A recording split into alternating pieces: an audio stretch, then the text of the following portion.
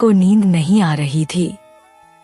तब वह अपने पति से कहती है कि हे पिए जी, मेरा मन बहुत घबरा रहा है, आप मुझे कोई अच्छी कहानी सुनाइए। तब कौवा कहता है कि प्रिय, आज मैं तुम्हें बड़ी ही अच्छी कहानी सुनाता हूँ, ध्यान से सुनो। प्रिय दर्शकों, अब कौवा अपनी कहानी प्रारंभ करता है। कौवा कहता है कि हे प्रिय, यह कहानी बहुत समय पहले की है, जब एक छोटे से गांव में एक नाई रहता था। वह नाई बेहद गरीब था, लेकिन उसकी पत्नी अत्यंत समझदार और चतुर महिला थी। दोनों पति पत्नी कठिन परिश्रम करके अपना जीवन यापन करते थे। नाई हर रोज सुबह सवेरे उठता और गांव में जाकर लोगों की हजामत करता। उससे जो थोड़ी बहुत कमाई होती, उसी से उनका घर गृहस्थी का खर्च चलता था। हालांकि उनकी आमदनी इतनी कम थी कि कई बार तो उनके पास 2 वक्त की रोटी के लिए भी पैसे नहीं बचते थे। नाई की पत्नी हमेशा अपने पति का साथ देती थी और हर कठिन परिस्थिति में उसका मनोबल बढ़ाती थी। वह भलीभांति जानती थी कि जीवन में आगे बढ़ने के लिए उसे अपनी बुद्धिमानी और चतुराई का सही उपयोग करना होगा। एक दिन नाई को गांव के राजा के महल में काम करने के लिए बुलाया गया। राजा ने उसे अपनी दाढ़ी बनाने के लिए बुलवाया था। जब नाई महल पहुंचा तो उसने देखा कि राजा के चेहरे पर चिंता की गहरी लकीरें साफ झलक रही थी। नाई ने समझा कि यह राजा को खुश करने और खुद के लिए एक बेहतर अवसर बनाने का समय हो सकता है। उसने साहस जुटाकर राजा से पूछ ही लिया, महाराज, क्या आपको किसी बात की चिंता सता रही है? राजा ने एक लंबी सांस ली और कहा, मेरे राज्य में अनेक समस्याएं खड़ी हो गई हैं। कर चोरी बढ़ती जा रही है और लोग मेरी नीतियों से असंतुष्ट हैं। मुझे समझ नहीं आ रहा कि इन परेशानियों का समाधान कैसे किया जाए। तब प्रिय दर्शकों, नाई ने राजा को समझाने की कोशिश की और बड़े सम्मान से कहा, महाराज, हर समस्या का कोई न कोई समाधान अवश्य होता है। यदि आप चाहें तो मैं और मेरी पत्नी मिलकर आपकी इन कठिनाइयों का हल निकालने में मदद कर सकते हैं। राजा ने हैरानी भरी नजरों से नाई की ओर देखा और पूछा, तुम्हारी पत्नी इसमें कैसे मदद कर सकती है? नाई ने गर्व के साथ उत्तर दिया, महाराज, मेरी पत्नी बहुत ही चतुर, समझदार और बुद्धिमान है। मुझे पूरा विश्वास है कि वह आपके लिए अवश्य कोई ठोस समाधान सुझा सकेगी। राजा ने नाई की बातों पर विश्वास करते हुए सहमति दे दी और उसे अगले दिन अपनी पत्नी के साथ महल में आने का आदेश दिया। नाई घर लौटकर आया और अपनी पत्नी को पूरे घटनाक्रम के बारे में विस्तार से बताया। उसकी पत्नी ने कुछ देर गहराई से सोचा और फिर उत्साह से कहा, यह हमारे लिए एक सुनहरा अवसर है। अगर हम राजा की मदद करने में सफल होते हैं तो निश्चित रूप से हमें अच्छा इनाम मिलेगा। अगले दिन नाई अपनी पत्नी को लेकर राजा के दरबार में पहुंचा। नाई की पत्नी ने विनम्रता से राजा को प्रणाम किया और कहा, महाराज, मैं आपकी समस्याओं का समाधान निकालने की पूरी कोशिश करूंगी, लेकिन इसके लिए मुझे थोड़ा समय चाहिए और कुछ नियमों का पालन करना भी आवश्यक होगा। राजा ने नाई की पत्नी की बात ध्यान से सुनी और सहमति देते हुए कहा, तुम्हें जितना समय और जो भी सहयोग चाहिए वह मैं तुम्हें दूंगा। बस मेरी समस्याओं का हल निकालो। इसके बाद नाई की पत्नी ने सबसे पहले राज्य में बढ़ रही कर चोरी की समस्या पर ध्यान केंद्रित किया। उसने ठोस योजना बनाने के लिए विचार किया और सोचा कि इस समस्या का हल केवल चतुराई और धैर्य से ही निकाला जा सकता है। प्रिय दर्शकों, नाई की पत्नी ने राजा को एक ठोस सुझाव दिया और कहा, महाराज, सबसे पहले हमें यह समझने की आवश्यकता है कि राज्य के लोग कर क्यों नहीं चुकाते। इसके लिए हमें जनता से सीधे संपर्क करना होगा और उनकी वास्तविक समस्याओं को जानने का प्रयास करना चाहिए। अक्सर ऐसा होता है कि लोग इसलिए कर नहीं देते क्योंकि उन्हें राज्य महल से कोई विशेष लाभ नहीं मिलता, या फिर कर की दरें इतनी ऊंची होती है कि उन्हें भरना मुश्किल हो जाता है। राजा को यह सुझाव काफी व्यावहारिक लगा और उन्होंने नाई की पत्नी की सलाह पर अमल करते हुए राज्य के प्रमुख नागरिकों और व्यापारियों से व्यक्तिगत रूप से मिलना शुरू किया। कुछ ही दिनों के भीतर राजा को स्पष्ट हो गया कि कर की दरें वास्तव में काफी अधिक थी और इसी कारण लोग कर देने से बचने के उपाय ढूंढते थे। इसके बाद नाई की पत्नी ने राजा को सुझाव दिया कि कर की दरों को घटाया जाए और कर संग्रहण की प्रक्रिया को अधिक सरल और पारदर्शी बनाया जाए ताकि लोगों को इसे समझने और भरने में कोई कठिनाई ना हो। राजा ने इस सलाह को स्वीकार किया और तत्काल प्रभाव से कर की दरें घटा दी। साथ ही कर संग्रहण की प्रक्रिया में कई सुधार किए गए ताकि यह सभी के लिए सुगम और सुविधाजनक हो सके। इस निर्णय के परिणामस्वरूप कुछ ही समय में कर चोरी में भारी कमी आई। लोग स्वेच्छा से कर चुकाने लगे और राज्य का खजाना तेजी से भरने लगा। राजा और नाई की पत्नी इस सफलता से प्रसन्न थे, लेकिन अभी एक और समस्या का समाधान करना बाकी था, जनता का नीतियों से असंतोष। नाई की पत्नी ने राजा से निवेदन करते हुए कहा, महाराज, अब आपको खुद जनता के बीच जाकर उनकी समस्याओं को समझना होगा। अगर आप केवल दरबार में बैठकर शासन करते रहेंगे तो जनता आपसे और आपकी नीतियों से दूर होती जाएगी। लोगों को यह विश्वास दिलाना आवश्यक है कि आप उनके साथ हैं और उनकी भलाई के लिए ही शासन कर रहे हैं।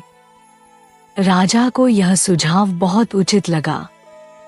उन्होंने तुरंत ही अपनी दिनचर्या बदली और गांव-गांव जाकर जनता से मिलना और उनकी परेशानियों को सुनना शुरू कर दिया।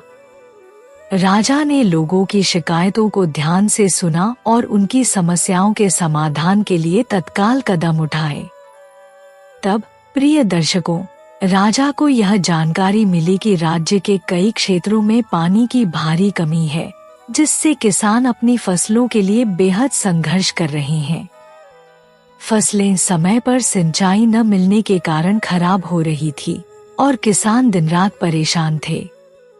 यह समस्या जानकर नाई की पत्नी ने राजा को सुझाव दिया कि राज्य के गांवों में नहरों का निर्माण किया जाए ताकि खेतों तक पानी आसानी से पहुंच सके। इसके साथ ही पुराने तालाबों और जलाशयों की सफाई करवाई जाए, जो अब उपयोग के लायक नहीं बचे थे। राजा को यह सुझाव बहुत कारगर लगा और उन्होंने बिना देर किए तुरंत आदेश जारी कर दिया। राजा ने इंजीनियरों और श्रमिकों की एक टीम बनाकर पूरे राज्य में नहरों के निर्माण और तालाबों की सफाई का कार्य शुरू करवाया। कुछ ही महीनों के भीतर इस काम के सकारात्मक परिणाम दिखने लगे। राज्य के किसान जो पहले पानी के लिए परेशान थे, अब खुशहाल हो गए। पर्याप्त पानी मिलने से फसलों का उत्पादन कई गुना बढ़ गया और किसानों के चेहरे पर मुस्कान लौट आई। राजा नाई की पत्नी की दूरदर्शिता, चतुराई और समस्या समाधान के कौशल से बहुत प्रभावित हुआ। उन्होंने नाई और उसकी पत्नी को दरबार में बुलाया और बड़े आदर से कहा, तुम दोनों की समझदारी और मेहनत ने मेरे राज्य को समस्याओं से मुक्त कर दिया है। तुम्हारी सलाहों ने राज्य को खुशहाल बना दिया है। मैं तुम्हें इसके लिए इनाम देना चाहता हूँ। बताओ, तुम्हारी कोई इच्छा हो तो मैं उसे पूरा करूँगा। नाई की पत्नी ने विनम्रता और आदरपूर्वक जवाब दिया, महाराज, यह तो हमारा कर्तव्य था कि हम आपकी सहायता करें। लेकिन यदि आप हमें कुछ देना चाहते हैं तो हमारे गांव में एक विद्यालय बनवा दीजिए ताकि वहां के बच्चे पढ़ लिख कर अपने जीवन को सफल बना सकें। राजा को यह अनुरोध बहुत पसंद आया। उन्होंने नाई की पत्नी की इस नेक इच्छा को तुरंत स्वीकार कर लिया और आदेश दिया कि गांव में एक बड़ा और सुंदर विद्यालय बनाया जाए। कुछ ही समय में विद्यालय बनकर तैयार हो गया। अब गांव के बच्चे शिक्षा प्राप्त करने लगे और भविष्य संवारने का सपना देखने लगे। नाई और उसकी पत्नी ने भी अपने जीवन को सुख और संतोष के साथ बिताना शुरू कर दिया। लेकिन प्रिय दर्शकों, कहानी यहीं खत्म नहीं होती। नाई और उसकी पत्नी की चतुराई और बुद्धिमानी की चर्चा धीरे धीरे गांव से निकलकर दूर दूर के इलाकों तक फैलने लगी।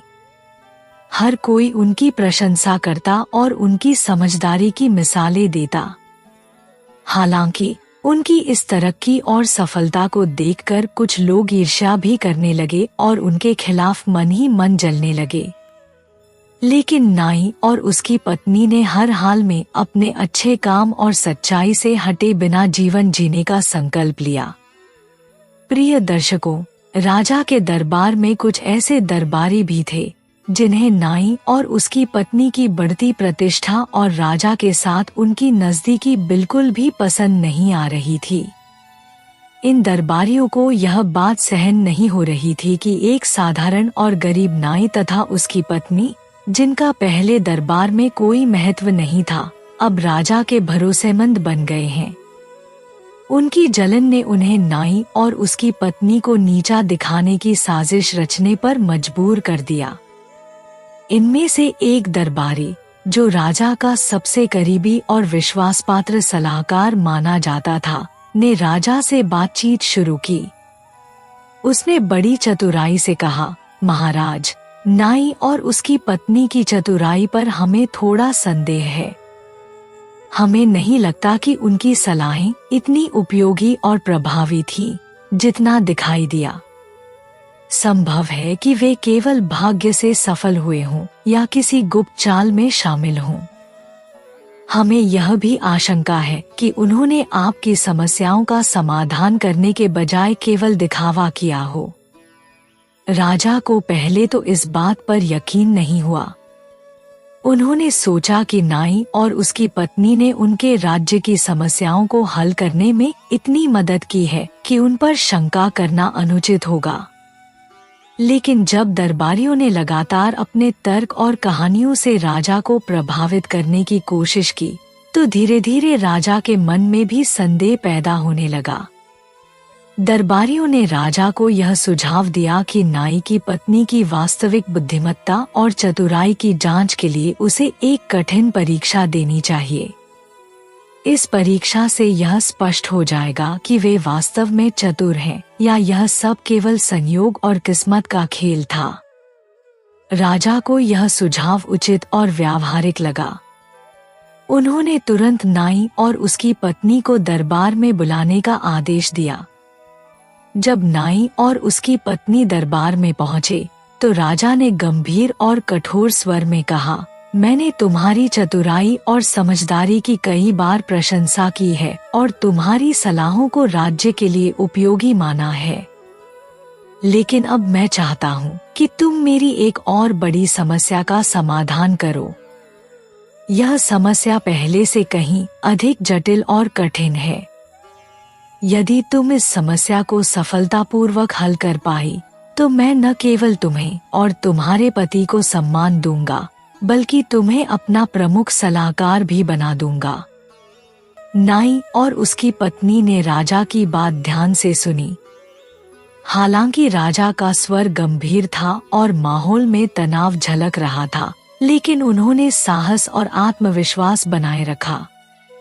नाई की पत्नी ने विनम्रता से राजा के प्रस्ताव को स्वीकार करते हुए कहा, महाराज, यह हमारा सौभाग्य है कि आपने हमें इस योग्य समझा। हम पूरी निष्ठा से आपकी समस्या का समाधान करने